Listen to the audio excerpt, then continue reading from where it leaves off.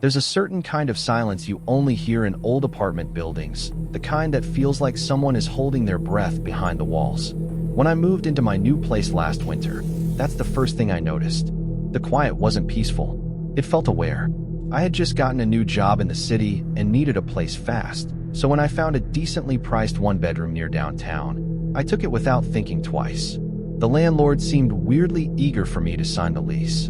He barely even gave me a tour, just handed me the keys and said, "If you hear anything at night, just ignore it. Pipes. Old building. Nothing to worry about." I laughed it off at the time.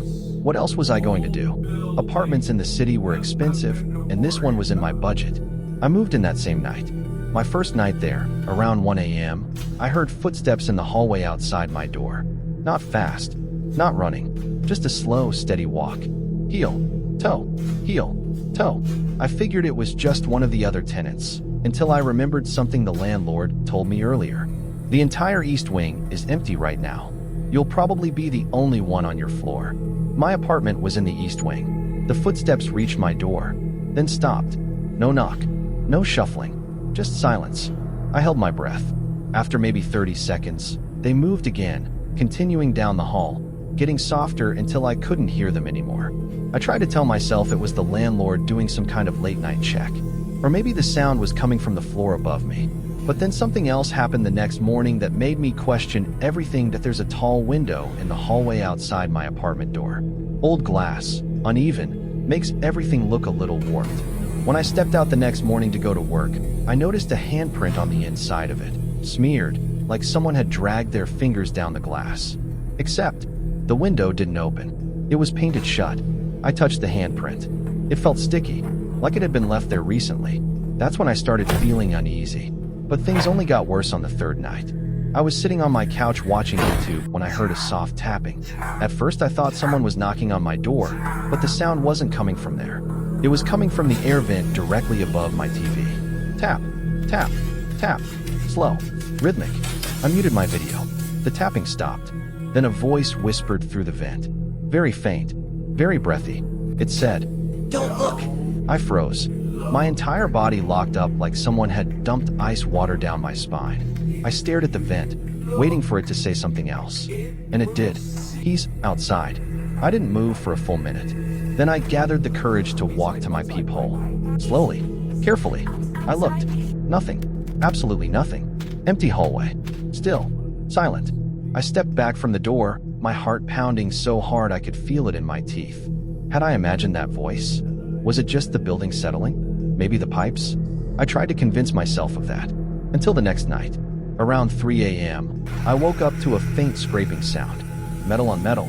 Like someone trying to pry something open. It was coming from the bathroom. I sat up in bed, listening. The bathroom door was slightly ajar. I could see just the edge of the mirror from where I was. Scrape. Scrape. Very slow. Very deliberate. I grabbed my phone and turned on the flashlight. When I shined it toward the bathroom, the scraping stopped. I walked over, pushed the door fully open, and froze. Someone had written a word on the bathroom mirror. Not with a finger, not with steam, with something sharp. The lines were etched deeply, leaving thin grooves across the glass. The word was, "Stay." I stumbled backward, nearly tripping into the hallway. I felt sick. My hands were shaking. That mirror had been clean when I went to bed. I lived alone. No one had come in. And the landlord definitely didn't have permission to enter. I called him immediately. He didn't answer. So I left a voicemail, panicked, rambling, telling him someone had been in my apartment. He called me back the next morning. Except, he didn't sound surprised.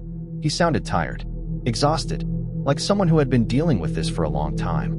He said only one thing. "You should have kept the bathroom door locked." Then he hung up. I didn't even know the bathroom had a lock. That day, I noticed something I hadn't seen before. A small, rusted latch on the outside of the bathroom doorframe. On the outside, facing the hallway. Like the bathroom wasn't meant to keep people out, but keep something in. I decided I was done. I didn't care about losing the security deposit. I packed my bags and called a friend to come help me move out. But that night, my last night there, I learned the truth about the apartment. At 2 a.m., I woke up again. Not from a noise, not from a dream, from a feeling, like someone was hovering over me, breathing. I opened my eyes slowly, and in the darkness, I saw the bathroom door slowly swinging open. I had closed it before bed. I was sure of it. The room was dead silent. I reached for my phone, but something stopped me. A shadow moved inside the bathroom. Not a trick of the light. Not my imagination. A tall, thin figure stepped into the doorway. No face, just a shape. A human outline where the darkness felt thicker, like it was clinging to something underneath. I couldn't breathe. I couldn't move.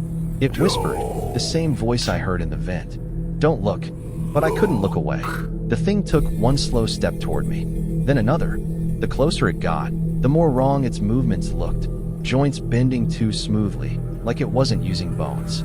I finally jolted up, grabbed my keys, ran out the door barefoot, and sprinted down the hallway.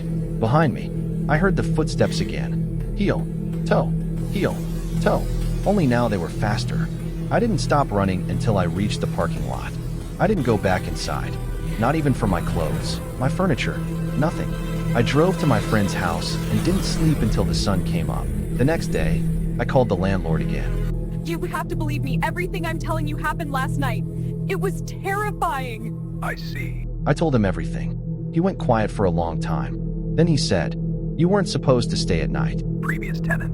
She never left the bathroom. Not really. What do you mean? Just be glad you got out before she followed you. Most people don't. Most people don't. I hung up. I don't know if he was telling the truth or trying to scare me into keeping quiet.